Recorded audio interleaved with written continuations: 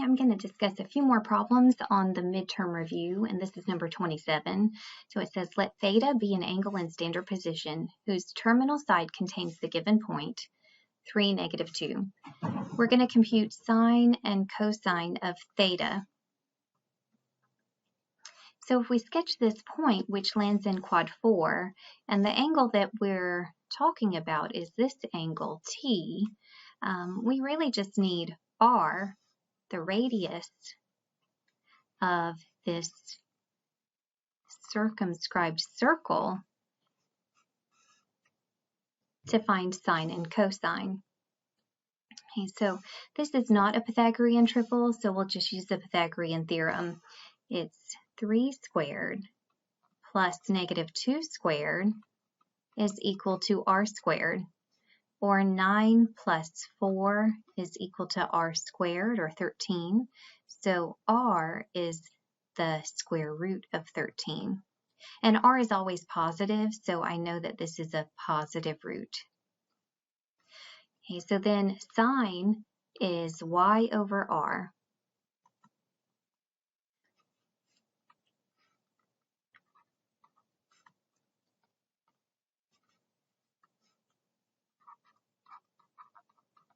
And y was -2.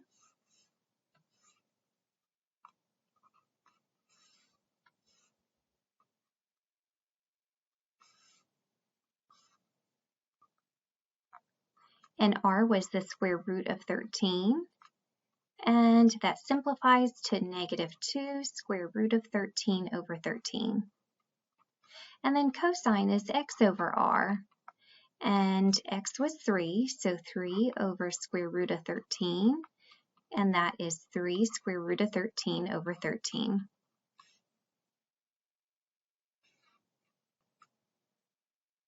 And this is number 29. It says state the amplitude, period, phase shift, and vertical translation of the function.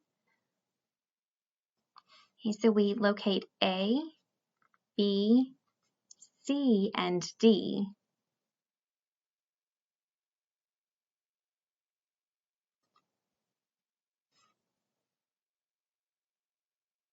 Okay, and so the amplitude is the absolute value of A, or the absolute value of 2, which is just 2. The period, because it's a sine or cosine or one of the reciprocals, we take 2 pi and divide by b. So 2 pi over 1/3 is 2 pi times 3, so 6 pi. The phase shift is c over b. Now I did a little something up here. I changed that plus to minus a negative. So really c is -3 pi over 2. So -3 pi over 2 divided by b, which is 1/3.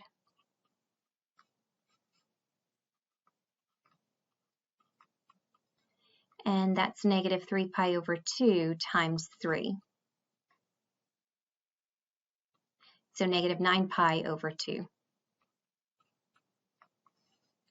And lastly, the vertical translation, that is the midline location, or D, so a 2.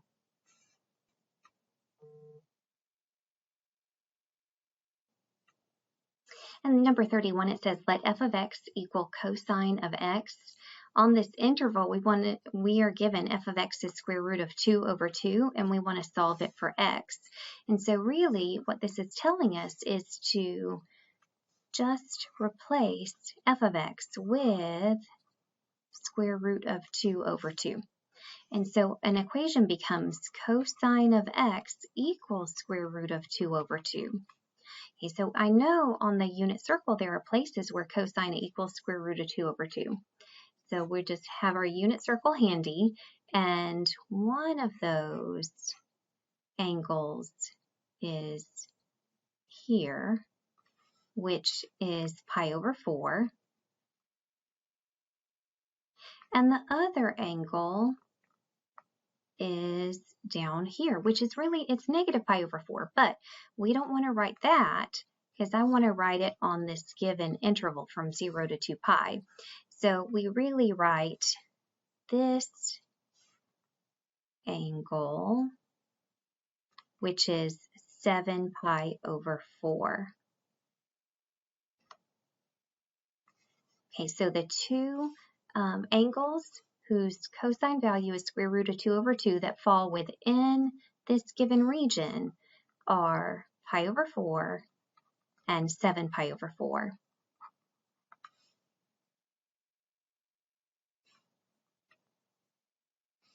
So number 32, it says match the trig function with the graphs. And, hopefully you have a good understanding of at least what the shapes of these graphs will look like. And so tangent, we're looking for a graph that has one cycle that looks like that goes through the origin, and then it has many that look the same way because the graph is periodic. And cotangent, you're looking for a graph that's kind of like tangent but decreasing instead, and it doesn't pass through the origin. Okay, secant, cosecant, those are reciprocals of cosine and sine, so we're going to find those U-shaped graphs and try to figure out which one is which. Okay, so we'll start with tangent. I'm going to just kind of scroll through and see which one of these graphs it looks like, and I would pick this one.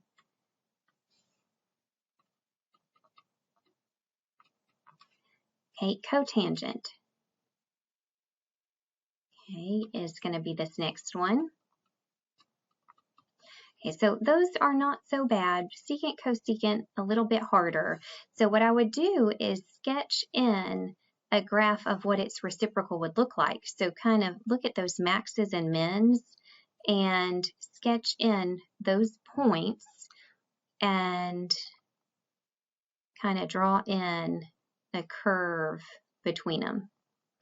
Okay, so that my curve kind of looks like the graph of cosine, because cosine always kind of starts on that upper bound for that particular beginning of this cycle. And so that means this graph that's already drawn must be its reciprocal, or secant. So y equals secant of x. And then we have one other, and I would do it the same way. Sketch in, so these maxes and mins, and sketch in what the graph would look like if we connected them.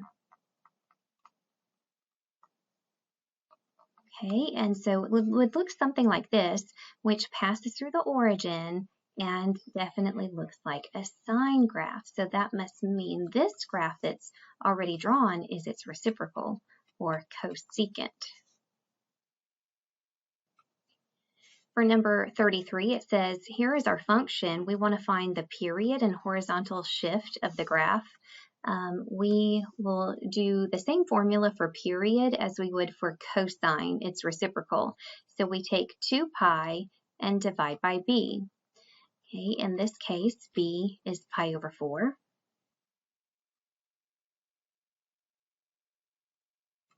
And so that's 2 pi times 4 over pi, and the pi's cancel out, so we get 8. The horizontal shift, well, we also find the horizontal shift by taking c over b as we would the phase shift for cosine. This one is already in factored form, and so that kind of helps us know that this really is already in the c over b form.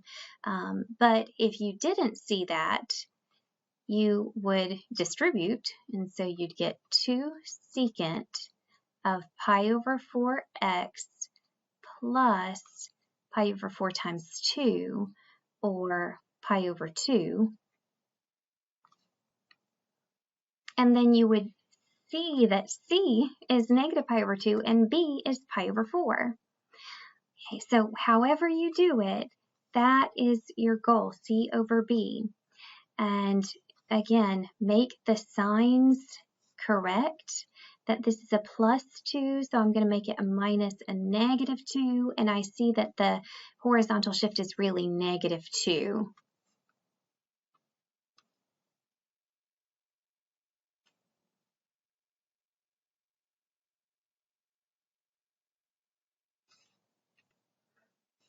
Number 34 is an even or odd function question, and we have 2 trig functions that are even, cosine and secant, and the others are odd. And so if it's an even function, secant of negative x is equal to secant of positive x.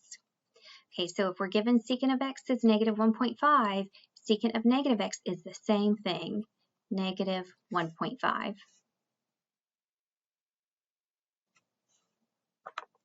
And number 35, it says identify the vertical stretching factor and period of the function.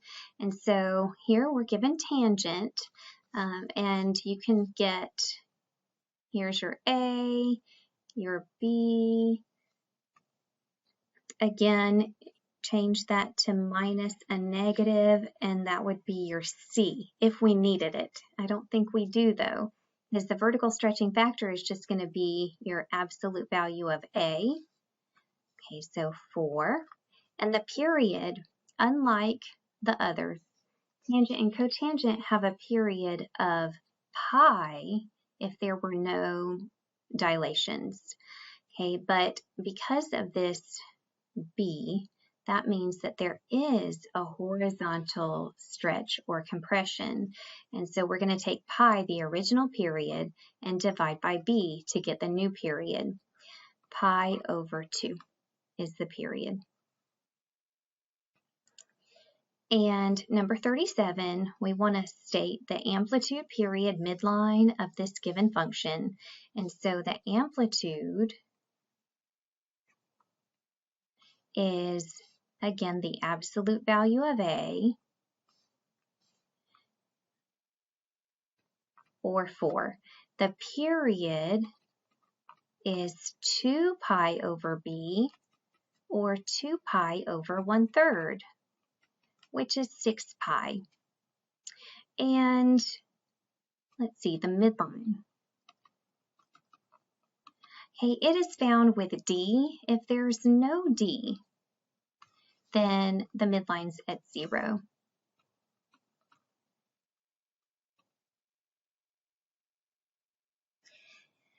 Okay, and so one other thing that could be helpful is to find the count by number. Take the period and divide by 4. And so I get 3 pi over 2, or 1.5 pi. Okay, so we're going to start sketching in the midline. We're going to go up to 4, as high as 4, and down to negative 4. The graph of sine, because there's no phase shift, it should pass through the origin. Okay, so then I just have to figure out where my other points will be located. But because the count by is 1.5 pi, I'm going to go over 1.5 pi to kind of put where I'm going to put my next point, and then 1.5 pi, and then just keep doing that until you get 5 tick marks total.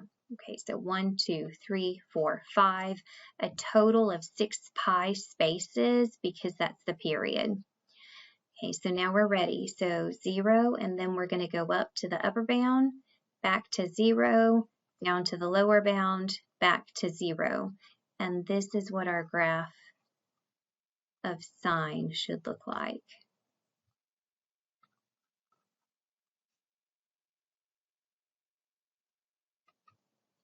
And number 38, it says a Ferris wheel is 25 meters in diameter and boarded from a platform that is 1 meter above the ground. Okay, so the 6 o'clock position on the Ferris wheel is level with the loading platform. The wheel completes 1 full revolution in 10 minutes. Okay, and h of t is the person's height after so many minutes. Okay, so I'm going to make a kind of quick sketch of what's happening. So here's t, here's h. And so the person starts, they load a little bit above the ground, so that's going to be at 1 meter. And if the diameter of the Ferris wheel is 25, that means the person goes as high as 26 meters. Okay, so that distance right there is 25. Okay, and after 10 minutes, the wheel has rotated 1 fine. Okay, so we should have one full revolution of the graph, or one complete cycle. Okay, so it should end up looking something like this. You start lower because you're loading at that point, then you get on the ride and you go as high as possible, and then you go back down to the height you started at, and then you do it again and again. Okay, so once I have the graph drawn, I think I can find these things that they're asking me. So the amplitude, probably it would help if I find the midline, and then the amplitude would be kind of easy. So the midline, you can average the max and the min, so 26 and 1. So 26 plus 1, or 27, divided by 2, so 13.5. And then to get the amplitude, you're looking at this distance only, that number of spaces. So you can do 26 minus 13.5, or 13.5 minus 1. And so we just get 12.5 for the amplitude. The period is how many minutes in one cycle. And that was kind of given to us because it said it took 10 minutes to complete one revolution. And so that is 10. And part B, how high off the ground is the person after 5 minutes? So I locate where 5 minutes would be, which is right between 0 and 10 minutes. And at that point, the person is at the highest height of the trip, and that would be at 26 meters.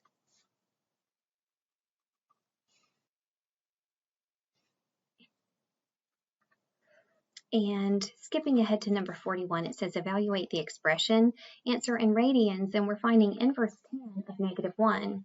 So when I see an inverse trig function, and that's all that it's asking me to find, that tells me that I'm going to answer as an angle.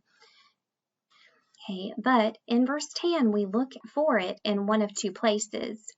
Okay, so we're going to look in quads 1 or 4 for inverse tan. Okay, so we're trying to find where tangent is equal to -1. Okay, and so to find that, I would divide y by x and see when I would come up with a -1. And it looks like down here in quad 4, if I divide -√2/2 by +√2/2, I get -1. But my answer is we're going to write as a negative angle for the location. And so we'll write -π/4. Okay, and number 44, we want to find the exact value of inverse sine of cosine of 11π/6. So we start with the inside function, finding cosine of 11π/6. And since cosine is the x-coordinate, we're going to say that's √3/2. And now we'll find inverse sine of √3/2. And so this is telling us to find an angle whose sine value is √3/2. But we're only looking in one of two quadrants. So we're going to look for inverse sine in quads 1 or 4. Remember, in quad 4, write the angle as a negative angle. But sine is √3/2 in quad 1 at π/3 radians. So π/3 is going to be our answer.